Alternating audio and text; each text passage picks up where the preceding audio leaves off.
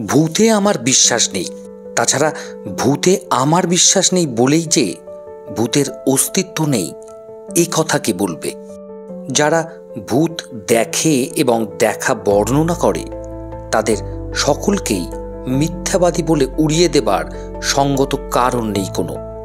ভূতবিদ্যা সম্পর্কে একটি বইয়ে পড়েছিলাম, ভূত তারাই দেখে যারা ভূতে বিশ্বাস করে।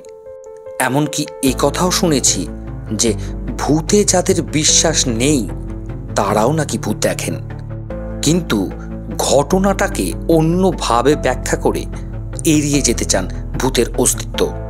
ঠিক জানি না, আমিও হয়তো ওই শেষের দলেই পড়ি। তা না হলে সে বছর শীতে দিল্লিতে যা ঘটেছিল তারপরেও ভূতে অবিশ্বাস করব কি করে? ঘটনাটা খুলেই বলি।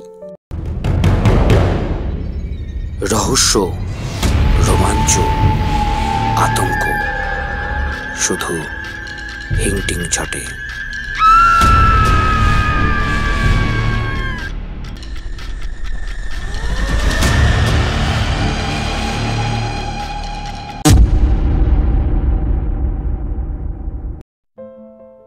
হিংটিং ছটে আজকে আপনারা শুনবেন দিব্যেন্দু পালিত রচিত বাস্তব ঘটনা অবলম্বনে একটি হাড়হিম করা ভূতের গল্প, ৩৩ নাম্বার ঘর।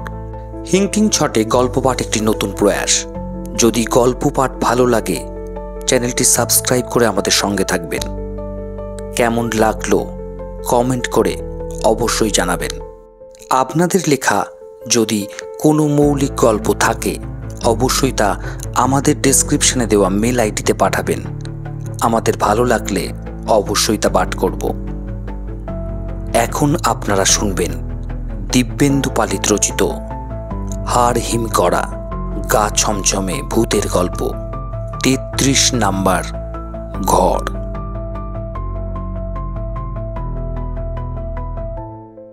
সেদিন দিনটাই বোধহয় ছিল গোলমেলে। কোনো এক রবিবার হবে। পরের দিন সকাল ৯টায় এক বড়সড় সরকারি আমলার সঙ্গে জরুরি মিটিং। রাতের প্লেনে গেলেই হতো, কিন্তু কলকাতা থেকে দিল্লি যাওয়ার ইভিনিং ফ্লাইট প্রায় দেরি করে বলে ভোরের ফ্লাইটে যাব ঠিক করেছিলাম। আর কিছু না হোক তাতে হাতে থাকতো পুরো একটা দিন। সময়টা কাজে লাগানো যেত অন্যভাবে। তারপর ধীরে সুস্থে পরের দিন যাওয়া যেত মিটিংয়ে। কিন্তু গোড়াতেই হয়ে গেল গণ্ডগোল। ভোর ৪টেতে অ্যালার্ম দেওয়া ছিল ঘড়িতে। ঘুম যখন ভাঙল দেখি ৫:৩০ বাজে। তার মানে অ্যালার্ম বাজেনি। ডিসেম্বরের ভোর ৫:৩০টায় অন্ধকার ও কুয়াশায় আচ্ছন্ন হয়ে থাকে চারিদিক। সেটা সান্ত্বনার বিষয় নয় কোনো। ৬টা ১৫-র ফ্লাইট কাঁটায় কাঁটায় উড়ে যাবে ঠিকই। ফাঁকা রাস্তায় তীব্র গতিতে ট্যাক্সি ছুটলেও আমি যেখানে থাকি সেখান থেকে এয়ারপোর্টে পৌঁছতে কম করেও আধ ঘন্টা লাগবে। যাই হোক, এই সব ভাবনা ও উৎকণ্ঠা নিয়ে এয়ারপোর্টে পৌঁছে দেখলাম যা ভয় পেয়েছিলাম তাই হয়েছে। চেক ইন কাউন্টার ফাঁকা। একজন অফিসার বললেন ১০ মিনিট আগে এলেও নাকি উপায় ছিল। প্লেন টেক অফের জন্য রওনা হয়ে গেছে। মিনিট খানেকের মধ্যেই উড়ে যাবে আকাশে। টিকিটটা যাতে বাতিল না হয়ে যায় এবং সন্ধ্যের ফ্লাইটে সিট পাওয়া যায় সেই ব্যবস্থা করে বাড়ি ফিরতে হলো অগত্যা। তবু ভাবনা গেল না। আর কিছু নয়, হোটেল বুক করা আছে সকাল থেকে। অন্তত সেখানে জানিয়ে দেওয়া দরকার বুকিংটা যাতে ক্যান্সেল না করে। এমনিতে ছোটোখাটো কোম্পানি আমাদের, দিল্লিতে ব্রাঞ্চ নেই কোনো। ওখানকার কাজকর্ম দেখার জন্য আছে একজন লিয়াজো অফিসার, নাম সদাশিব রায়। দিন ৩ আগে কোনো কথা বলার সময় সদাশিব বলেছিল দিল্লিতে এখন হোটেলে জায়গা পাওয়া ভীষণ মুশকিল। একে ট্যুরিস্টদের মরশুম, তার সঙ্গে ওখানে চলছে ট্রেড ফেয়ার, কমনওয়েলথের কনফারেন্স আর টেস্ট ক্রিকেট। যাই হোক, লোধি এস্টেটের কাছাকাছি একটা মাঝারি হোটেলে আমার জন্য রুম বুক করে সদাশিব বলল পারলে আসবে। ফ্লাইট মিস করে ঘন্টা দেড়েক পরে ট্যাক্সিতে বাড়ি ফিরতে ফিরতে শুধুই মনে হতে লাগলো হয়রানি আমার চেয়ে বেশি সদাশিবের। ফ্লাইট ল্যান্ড করার সময় হয়ে এলো প্রায়। বেচারা নিশ্চয়ই এতক্ষণে এয়ারপোর্টে পৌঁছে অপেক্ষা করছে আমার জন্য। তখনই ঠিক করে নিলাম আরও কিছুক্ষণ পরে, অর্থাৎ সদাশিবকে বাড়িতে ফেরার সময় ট্রাঙ্ক কল করব দিল্লিতে। উদ্দেশ্য দুটো, এক, ব্যাপারটা বিস্তারিত জানানো এবং হোটেল বুকিংটা যাতে ক্যান্সেল না হয়ে যায়। অবশ্য ক্যান্সেল হলেই যে রাস্তায় ঘুরতে হবে তার কোনো মানে নেই। সদাশিব ওর বাড়িতেই উঠতে বলেছিল। তাছাড়া দিল্লিতে থাকে আমার এক জাটতুতো দাদা এবং এক মাসিও, ঠিকানা আমার জানা আছে। তেমন দরকার হলে যে কোনো একটিতে ওঠা যেতে পারে স্বচ্ছন্দে। তবে কি না অফিসের কাজে গিয়ে আত্মীয়ের বাড়িতে ওঠা আমার ঠিক পোষায় না। ট্রাঙ্ক কল করতে গিয়েই ঝামেলায় পড়লাম। বলছি না, দিনটাই ছিল গোলমেলে। হঠাৎ এক একটা দিন যেমন হয় আর কি, নিজের ইচ্ছে পছন্দ ও প্রয়োজন মতো যা করতে যাওয়া হয় তাতেই বাগড়া পড়ে। ঘন্টা তিনেক ট্রাঙ্ক লাইনে সদাশিবকে পাওয়ার অপেক্ষা করে যখন আবার তাগাদা দিলাম, ওদিক থেকে ট্রাঙ্ক অপারেটর মিষ্ট গলায় জানিয়ে দিল লাইন পাওয়া যাচ্ছে না, দিল্লির সমস্ত লাইন ডাউন। যাই হোক, সেদিন হাজার চেষ্টাতেও যোগাযোগ করা গেল না সদাশিবের সঙ্গে। ভাবলাম যা থাকে কপালে, সন্ধ্যের ফ্লাইটেই দিল্লি না পৌঁছলেই নয়, কারণ আগামীকালের মিটিংটা খুবই জরুরি।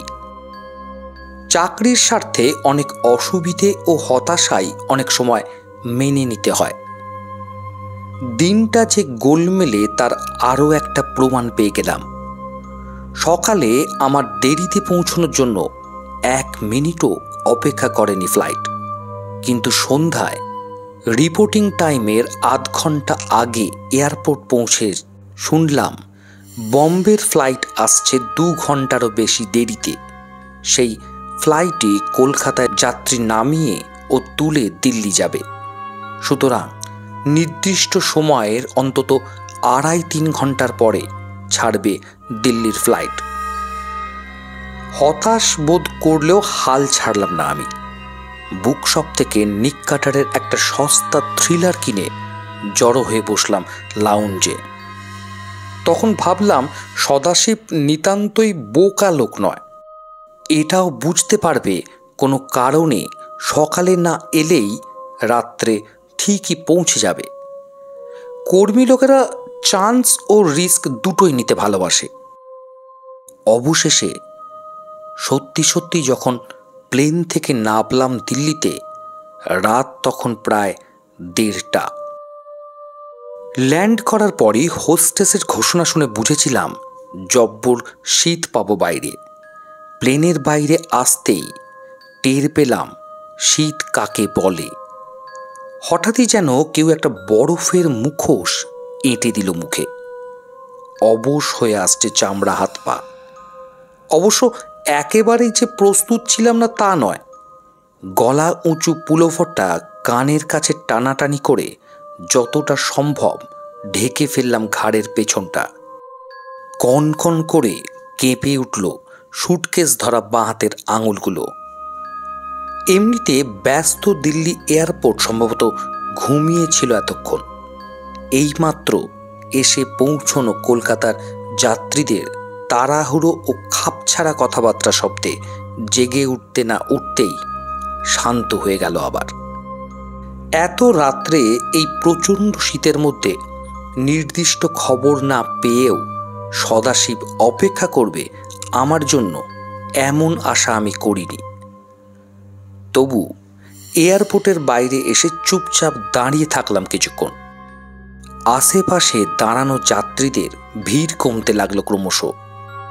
মনস্থির করে নিলাম আমি এত রাতে খবর না দিয়ে কোনো আত্মীয়ের বাড়িতে যাওয়া উচিত হবে না। হোটেলেই যাব। যতই ভিড় থাকুক রাত কাটাবার জায়গা পাবো না এমন হতে পারে না। একান্তই যদি কোনো কারণে বুকিং ক্যান্সেল হয়ে গিয়ে থাকে তাহলে হোটেল থেকেই বরং ফোন করা যাবে সদাশিবকে। এই সব ভেবে সুটকেসটা হাতে চেপে একটা ট্যাক্সিতে উঠে বসলাম। হোটেলের নাম বলতে মাফলারে কান মাথা মুখ ঢাকা বেঁটে খাটো চেহারার ড্রাইভারটি একবার তাকালো আমার দিকে। তারপর আর কিছু না বলে কুয়াশার ভিতর প্রায় উড়িয়ে নিয়ে চলল গাড়িটা।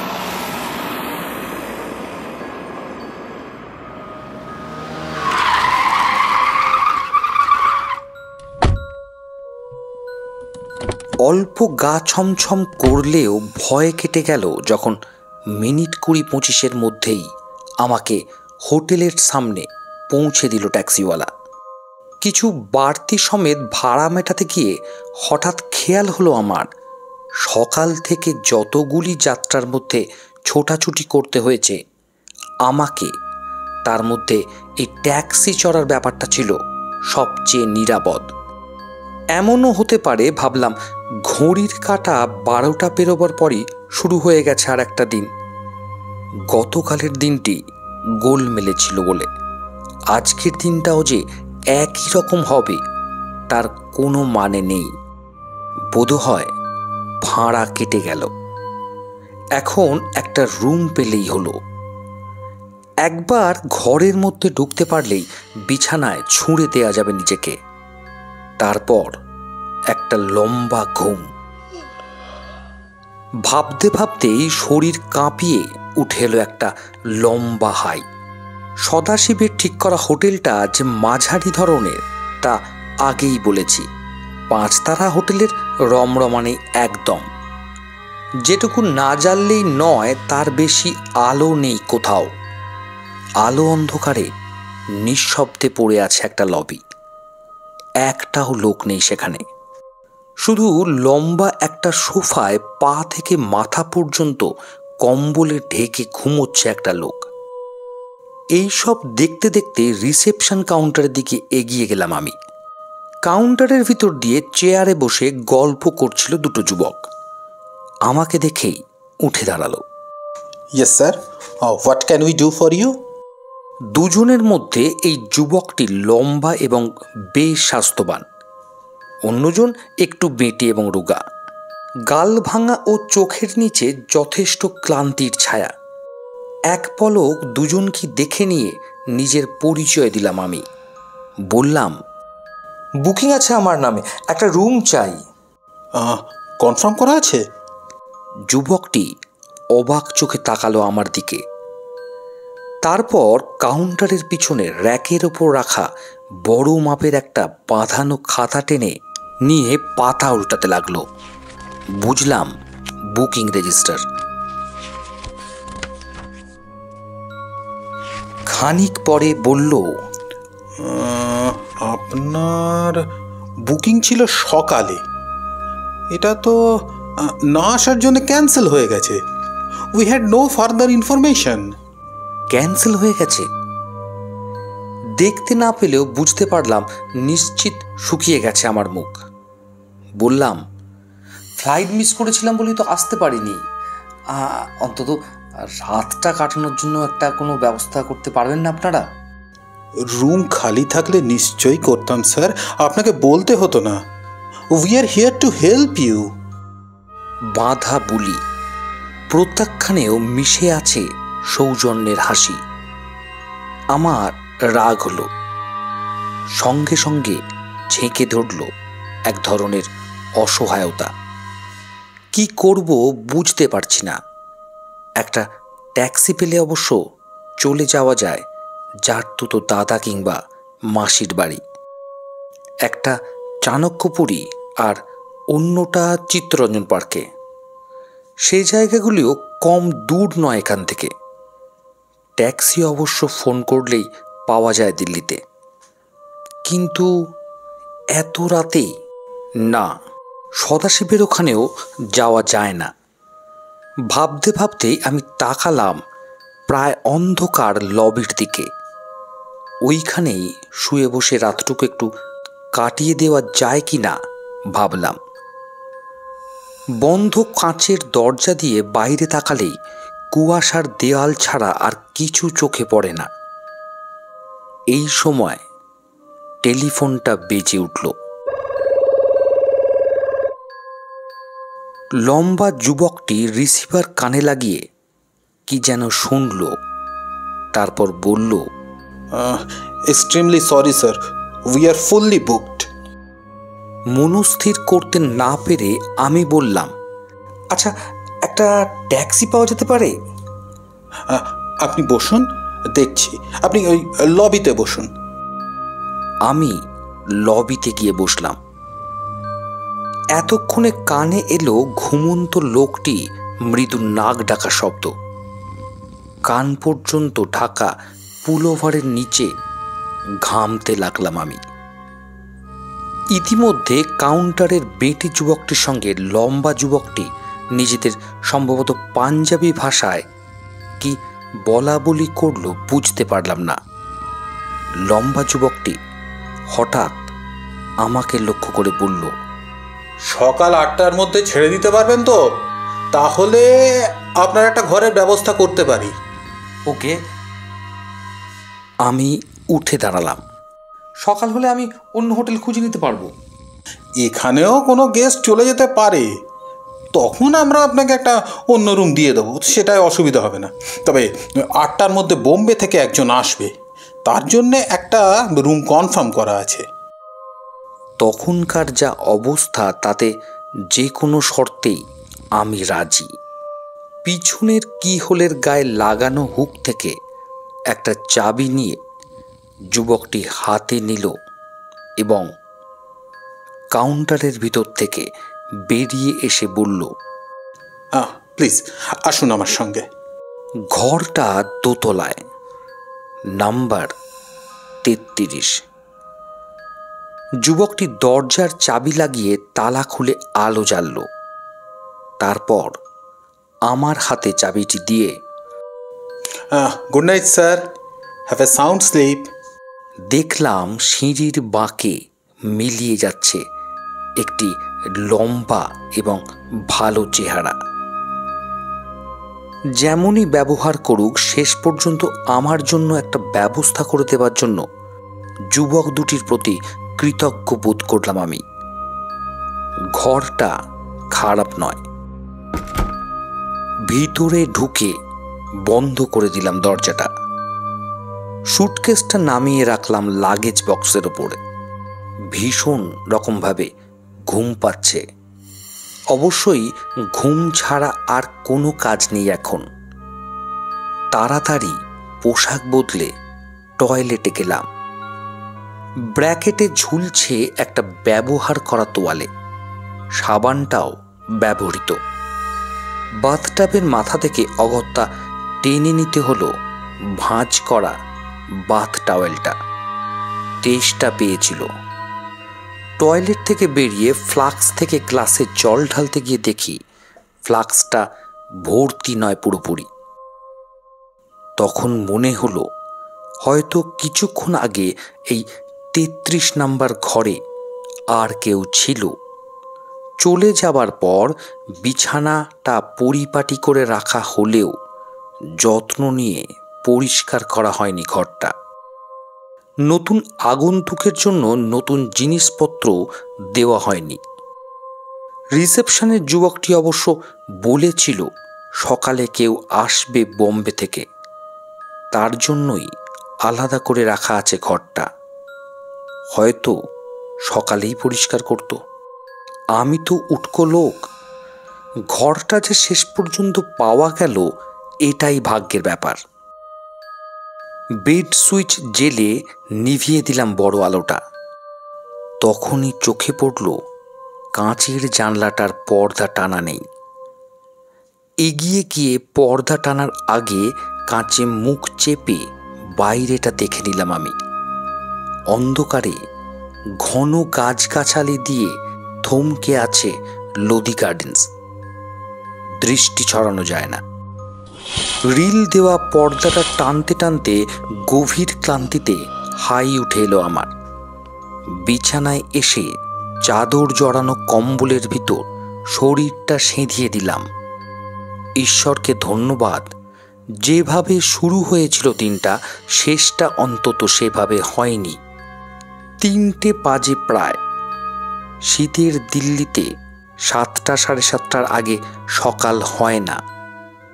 তার মানে ঘন্টা 4 ঘুমোতে পারবো অন্তত। হাত বাড়িয়ে বেড সুইচ টিপতেই অন্ধকার ছেয়ে গেল ঘরে। মনে হলো ঘুম আসছে। জ্বর আসার মতন করে হু হু করে সারা শরীরে ঘুমের আবির্ভাব টের পেলাম।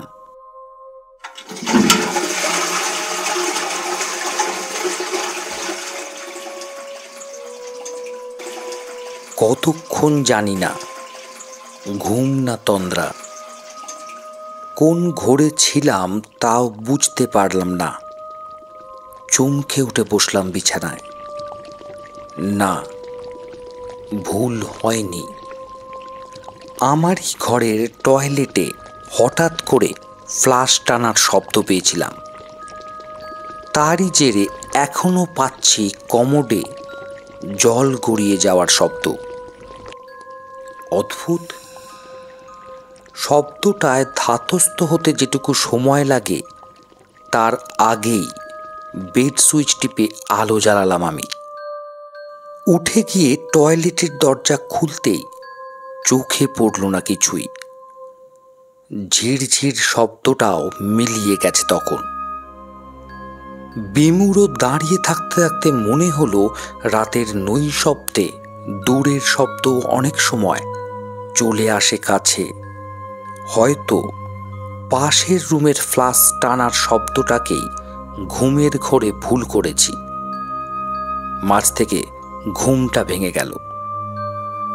আলো নিভিয়ে শুয়ে পড়লাম আবার, এবং ঘুমিয়েও পড়েছিলাম। কতক্ষণ ঘুমিয়েছিলাম জানি না। আচ্ছন্নতার মধ্যেই মনে হলো জানলার পর্দাটা বেশ জোর দিয়ে টেনে সরিয়ে দিল কেউ। মনে হলেও গা করলাম না তেমন। ঘুমের আগ্রহে পাশ ফিরলাম। শীতে জুড়িয়ে আসছে সারা শরীর, কিন্তু এইভাবে কিছুক্ষণ আধো ঘুম আধো জাগরণের মধ্যে পড়ে থাকতে থাকতেই টের পেলাম সিগারেটের ধোঁয়ার গন্ধ জড়িয়ে পড়ছে নিঃশ্বাসে। অস্বস্তি বেশি হওয়ায় পরিষ্কার ঘুম থেকে জেগে উঠলাম আমি। আর তখনই বিস্ময় আর আতঙ্কে দম বন্ধ হয়ে এলো আমার। বিস্ফারিত চোখে তাকিয়ে দেখলাম জানলার পর্দাটা সত্যিই সরানো, আর রাইটিং টেবিলের সংলগ্ন চেয়ারটিতে বসে জানলার দিকে মুখ করে সিগারেট টানছে কেউ। অন্ধকার বলেই আদল স্পষ্ট হয় না কোনো, কিন্তু লাল জলজলে এক টুকরো সিগারেটের আগুন চোখে পড়ছে ঠিকই। পোড়া সিগারেটের গন্ধ ক্রমশ আরো বেশি করে ছড়িয়ে পড়ছে ঘরে। সম্ভবত চেঁচিয়ে উঠতে চেয়েছিলাম আমি, গলা দিয়ে শব্দ বেরোলো না কোনো। আতঙ্কের শেষ অবস্থায় পৌঁছে বেড সুইচটা টিপে আলো জ্বালতে পারলাম শুধু। আশ্চর্য, সব ঠিকঠাক আছে। জানলার পর্দাটা যেমন টানা ছিল তেমনি টানা। চেয়ারটাও চেয়ারের জায়গায়। সিগারেটের ধোঁয়ারও নামগন্ধ নেই কোনোখানে। ঘামছিলাম। সেই অবস্থাতেই মনস্থির করে ফেললাম আর ঘুমোবার দরকার নেই, আলোটা জ্বলুক। অন্তত ভোর না হওয়া পর্যন্ত এইভাবেই জেগে থাকতে হবে আমাকে। ঘড়িতে তখন 4:30। শব্দহীন চারিদিকে ঘুমের নিশুতি। আমি জেগে আছি। ভোর হবার সঙ্গে সঙ্গে সদাশিবকে ফোন করে বললাম সব। সদাশিব বলল, কি আশ্চর্য, ওই 33 নম্বর ঘরটায় দিয়েছিল আপনাকে? কেন? তারপর সদাশিব যা বলেছিল আমাকে, পরশু রাত্রে এই ঘরেতেই মোহিনী চৌধুরী নামে এক ভদ্রলোক আত্মহত্যা করেছেন। আজকের কাগজেই আছে খবরটা। এই 33 নম্বর ঘরটা কি তাহলে সেই দিন থেকে বন্ধ ছিল, যেটা আজকে আমার জন্য খুলে দেওয়া হয়েছে? মানে আমি যা দেখলাম, যা অনুভব করলাম, সেগুলো তাহলে কি সত্যি?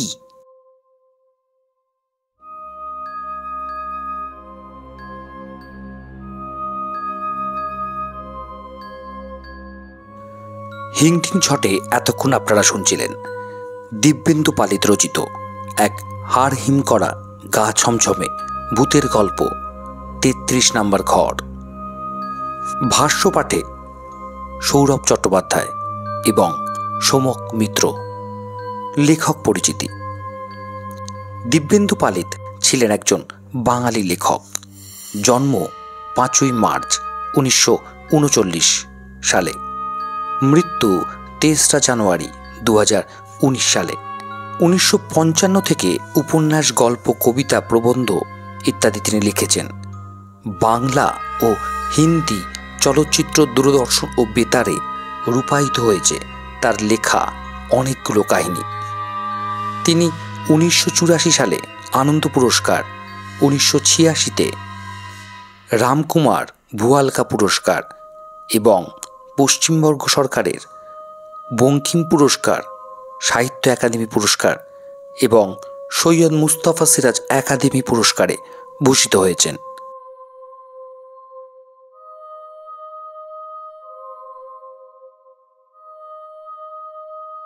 তার কিছু লেখা গ্রন্থ তালিকার মধ্যে অচেনা আবেগ, অনুভব, অনুসরণ, অন্তর্ধান, একদিন সারাদিন, যখন বৃষ্টি, হঠাৎ একদিন, সিনেমায় যেমন হয় বিশেষভাবে উল্লেখযোগ্য।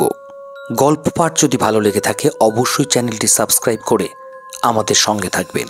কেমন লাগলো কমেন্ট করে জানাবেন।